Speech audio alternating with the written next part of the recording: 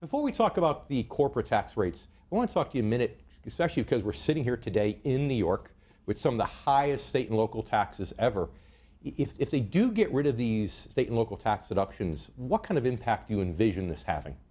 Well, if they did, and you had very much lower personal income tax rates, lower than what they're proposing now, actually what it would force states to do, like New York, is reduce their income tax rates. Back in 1986, when Ronald Reagan simplified the tax code somewhat, got the top rate down from 50% to 28%, states like New York, even though they're under liberal governance, Governor Cuomo, father of the current governor, felt that they had a lower tax rate somewhat. Otherwise, the state was going to take a hit economically. So I think you'd see the same thing again. But the key thing is, if you're going to do that, first of all, they're not going to be able to do it because there are too many representatives and senators from states like New York.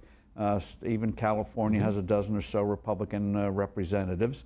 So it's going to be hard to do. And that's why I hope on the second round, just as Reagan got a second round several years in his presidency on taxes, that they will get rid of all deductions, like the flat tax, and give people a choice. If you're hung up on deductions, you can keep your old system and suffer, or go to the new simplified system where you can literally do it with a few keystrokes on your computer.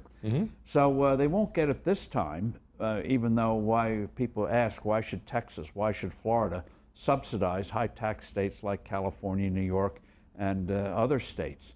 So we'll see what happens on that, but I don't think it's going to happen this round.